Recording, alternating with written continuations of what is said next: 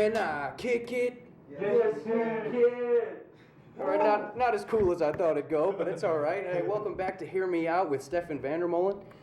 Coming into episode 10, and here I have with me my guy. I haven't seen him in a little while, Ghazi Farwana. Hello. How you doing? Good. How are you, bro? No, it's been a while since you've been on camera. You gonna be all right? Yeah, I think so. All right. Well, see, of course, for episode 10, I figured, do something significant, make a change, do something. And you know what? We did. And we got us a nice facility to work at now. I actually have a little bit of power in my hands right now. And what I'd like to do is just...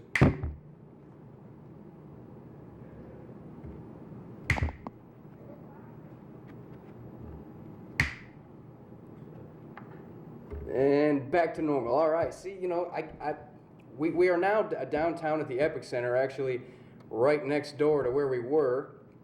And I also want to give a shout out to Zuhair Farwana, brother of Ghazi Farwana, younger brother, for setting this up and really helping us out with this. And he's kind of manning the controls back there now. So, I gotta give him his props. So coming into today, very, very excited coming in here. We have RoboCams now. We don't even need a human behind the camera anymore, and I love it. This is really cool. So really excited to be working in here now and moving forward. That's what we do here. So, Ghazi, I want to wish you a happy Ramadan to start. When did that start exactly? Exactly a week ago now. A week ago today? Yeah. Nice. So do you want to kind of explain what Ramadan is exactly for the small-minded Americans? It's basically the Muslims' Christmas kind of, because at the end it's like where we give our gifts and get the family together. But instead of just one day, it's like a whole month where we pretty much fast, from sun up till sundown, just to get a feel of what it's like, if you're homeless or if you couldn't afford food, just so we can, be more sympathetic, I guess. Right. And then, there's also a process where we donate to charities afterwards. It's all a part of the culture. Now, are they like Muslim-based charities, or how do you work with that? Yeah, like maybe a refugee camp, that needs help in Palestine or something like. That's where my grandpa usually donates to. Just, okay. That's where half my family is like. So and then just for food and shelter, basically. So what charities will you be donating to in a month from now? I'm a pretty broke college kid, so none. My charity, baby. His charity, his bank account charity. So no, but like one day, it's not like it's for people that can afford to, Right. Yeah. So it's not a requirement. One day when I'm making a steady income, then I'll definitely look forward to donating. Right. Yeah. It's not a requirement, but it's just it's something. Yeah. Okay. It's like what the grandparents and the parents do usually. So and then all the kids get money, like Christmas, but you just get money and gifts. Yeah, but you got to earn that. You got to earn them gifts. Like it's not like Christmas where you just Christmas Eve, Christmas Day. All right, we get gifts. Like you got to earn those gifts. So you mentioned fasting. I don't know about all that.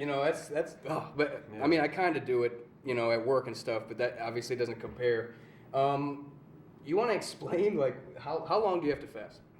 Basically.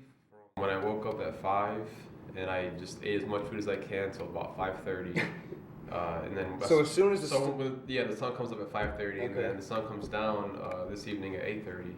So I have about like another hour left, and like that last He's hour, hungry. Yeah. and really, like the worst part is being really thirsty. It's like the hunger is not. So you not only can't eat, you can't drink anything. Like can't have anything basically touch your throat. So can't smoke. People that smoke cigarettes and stuff, they can't do that. Wow, nothing. Wow. Yeah, that's something that I probably couldn't handle. I mean, honestly, the first time I fasted was when I was, I think, 8 years old. So I think I'm like, my body's conditioned for it like once a year. Because when I was living in Saudi Arabia, it's like the only thing that you can do is just fast, because like everything shuts down and it's just, like super religious there. But it's a lot harder to fast here, to be honest, because everyone else around you can eat and drink and do whatever, and then you're just kind of like trying to not look, Yeah. So don't lie. Do you ever have any cheat days? I mean, some days when if I have to like work, extra, or I have class and work the same day, then I feel really lightheaded. Then those days, but if I have a day or like a weekend, usually, or if I'm not doing anything, then there's no excuse for that. Right. But it's like there are some guidelines, like if you have to travel like over 50 miles, then you can break your fast. Okay. And if you like have work over 8 hours, and then you can also break your fast. What so if you travel over 50 miles, you get an Because exception. it's really hard on the body, and like you don't want to put your health or at risk. Right. So they're not fasting to like it's not like a discipline thing. Like Yeah, you will it's fast. just, like if you can, then you should not just kind of like look over it like. Oh, What about like, is there an exception of like if you're sick, like truly sick that day, are you still able to take the proper like I don't know medicines or like, eat? if you have like a flu or something, or like even for a female, if she's on her period, then she can't fast, Oh, okay. which is like kind of personal. So they get like a week off of that month. Yeah, and then Okay. they can make it up after Ramadan's over, or but you can't fast if you have. Oh, so you can have like makeup days. Yeah, So there's it's like makeup days, snow yeah. days. Basically. You got to stay in school a little longer. Or also, if you're pregnant, then you can't fast because you obviously. Yeah. It's okay. So I mean, yeah, like, it's like, there's guidelines where it's reasonable. yeah. Okay. You Yeah. know, Because it's not just like, when don't eat. people hear that you have to fast, like oh you can't eat all day, it just sounds like a punishment. Yeah. Like it's like you will not eat. Do you understand? But really, to be honest, it feels so good after it's over, and then you can just feast, and it's like you just kind of like value the food and everything else so much more Right. than just having access to it 24/7, and just breaking access and then going back to it. Like you realize, how important it is, or you just add more value to it, Right. And then you're able to help others too, because you feel like okay, there's probably like 10 million starving kids out there, Right, so right. and you know what it feels like. Mm-hmm. So in terms of like a day to day, like when it comes to like when the sun finally goes down, Yeah. like do you come is dinner like a big deal? Like is it more significant like during that time, like when you all come together and you eat? Is it is it like a big dinner every day, or is it just Yeah, still like a it's cat? like- All right, 8:30. All right, hit the drive-through. Yeah, it's like we get the whole family together, and it's just a good way to get the family together, basically. Right. And, just let's share the moment, It's 'cause, like usually we're always busy, but like during the month of Ramadan, we're able to get together. And at the end of Ramadan is our like it's like a second part to the holiday called Eid, where the whole family gets together and they have gifts. What is it exchange. called again? It's spelled EID. Okay. And it's like Eid. It's like the last day of Ramadan, and it's like the greatest day ever. Right.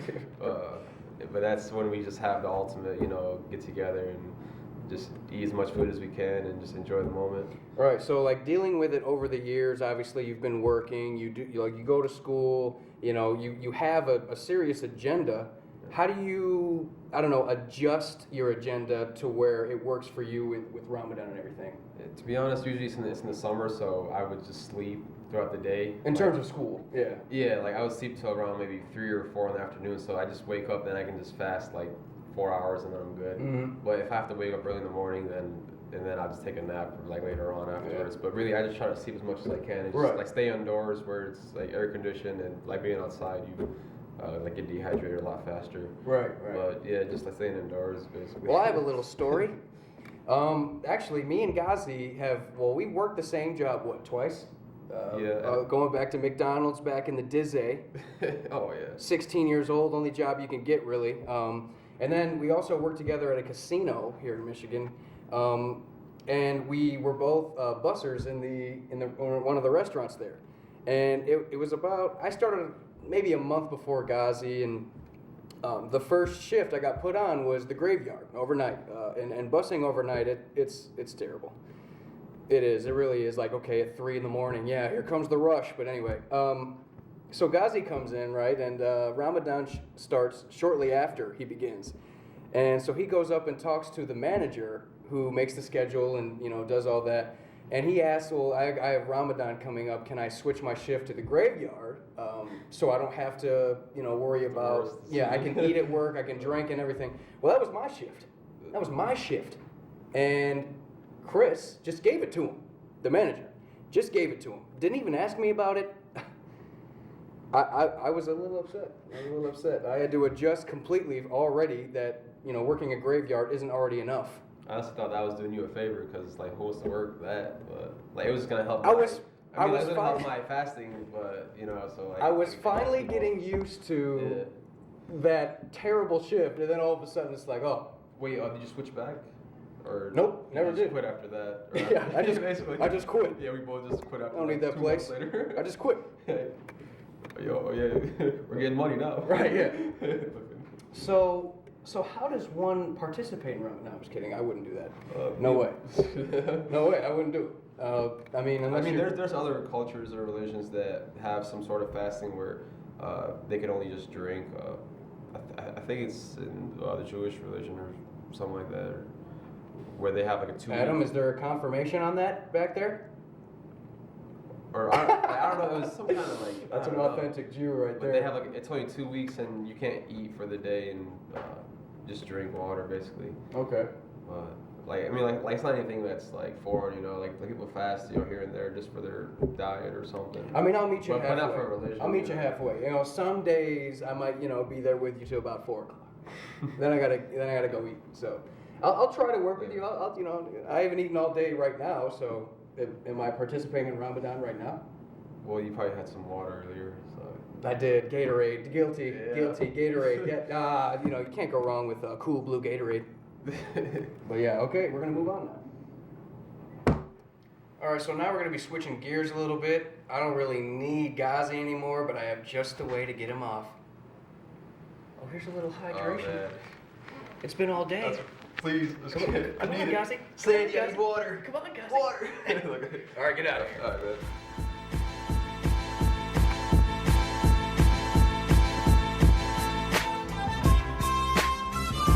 Are you allowed to drink with us? Yes. Safe. Yeah. I know that Satan tried to offer Jesus some stuff while he was fasting, and I don't know. You just reminded me of Satan, especially with this little red goatee. Oh man. I'm a little mad at him. He fired me. I didn't fire him. You're still part of the team. Look, he's right here. I didn't fire him. This is humiliation.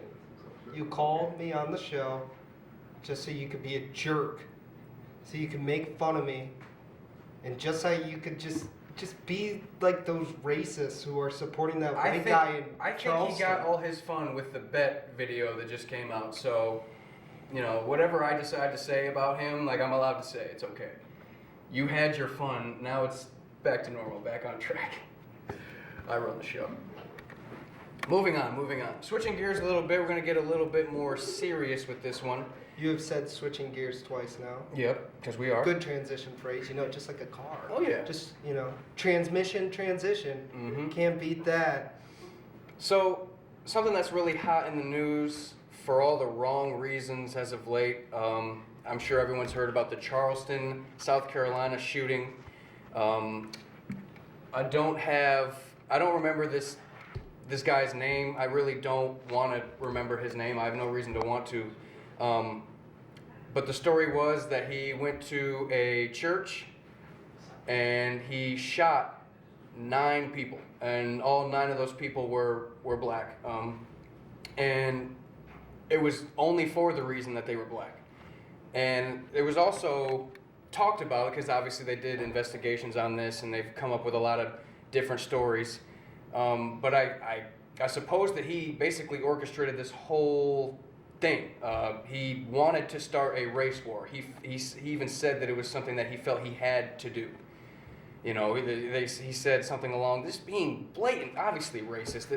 I don't have to keep saying that. It was an act of racism and terrorism, but mostly racism. And he was just saying, I'm tired of them raping our women and this and that, and just absolutely ridiculous. Hearing it's sad that we even have to talk about things like this, that things like this are even occurring, and it really did bother me. It's just you really decided, you really woke up that morning and said, you know what, I'm gonna go to this all black or at least mostly black church, and I'm gonna walk in there and I'm just gonna shoot whoever I see because I feel I have to, because I feel it's the right thing. And of course he's been seen waving around the Confederate flag and all that.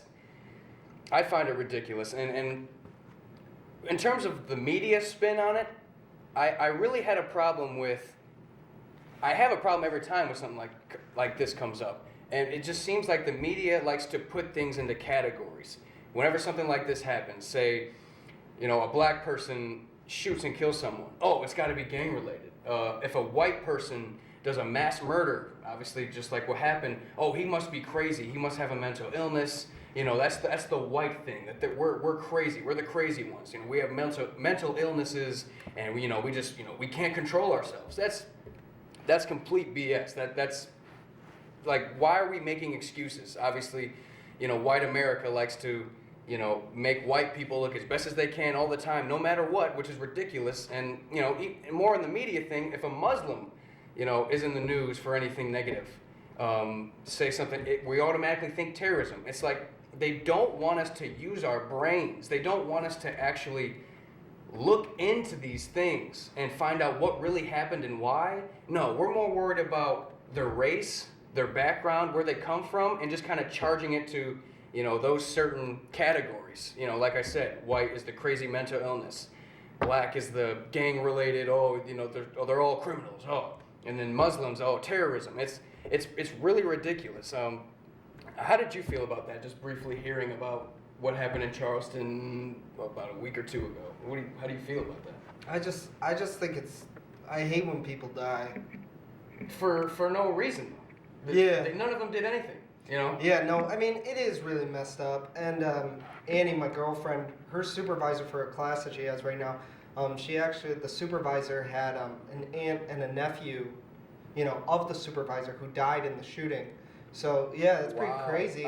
Small world, just 9 people, right? What are the odds? But that's crazy. Yeah, no, it is something nuts. And I really liked how you focused on the mental illness aspect. One thing that I think that needs to be considered is how they're unfairly labeling people who have mental illness. I was reading this article, and it was like, well, people with mental illness, like, typically they just don't interact with the public, period.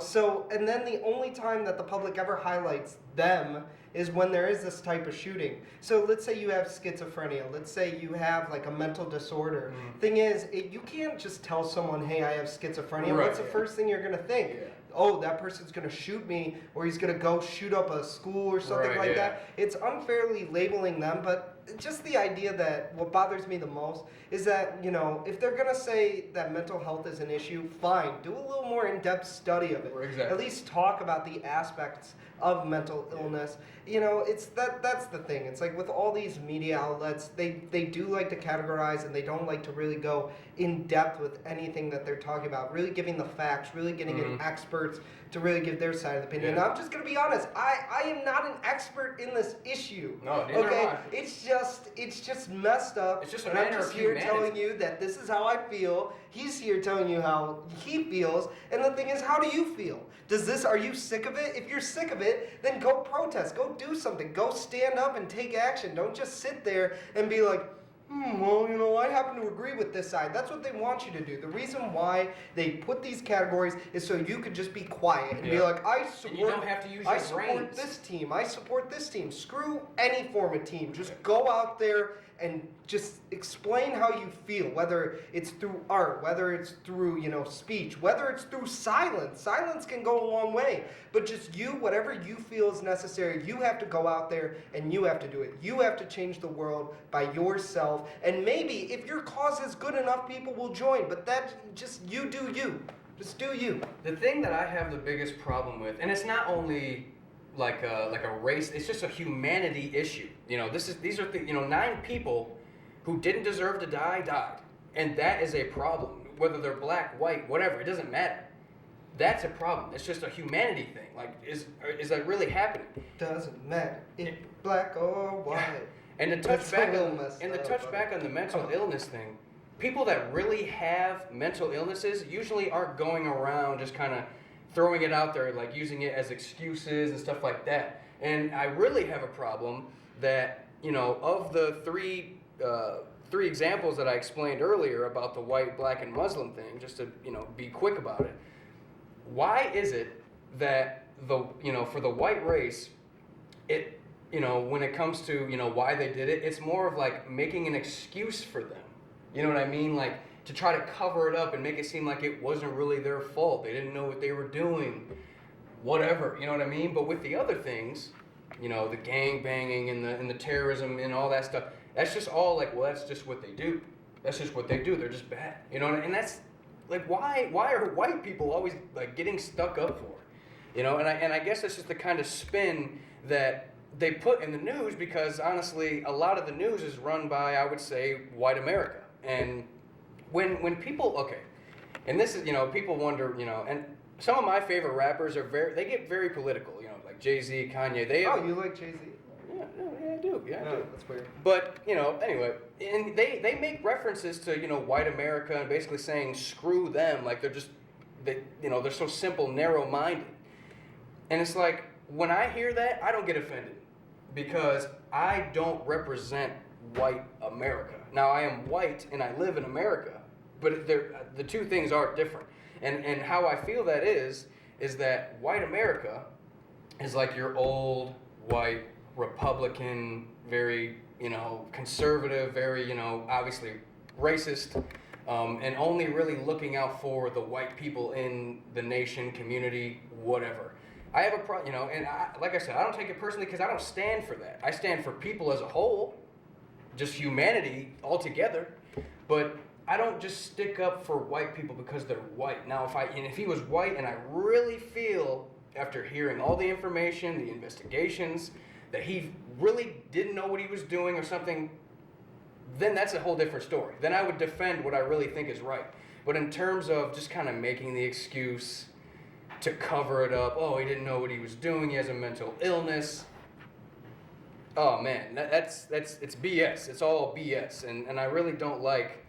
That's just how things are portrayed now. Anything, and you know, and things like this come up in the news every day, and it's so casual now, like that people kind of just look over it, and like I said before, they don't use their brains. They don't use their minds to really break down what happened, and they don't want to really learn about what happened with this. It was more of, okay, he's white, this is what happened, he's black, this is what happened, he's Muslim, this is what, he's Mexican, this is what happened. Cleveland in Game 7.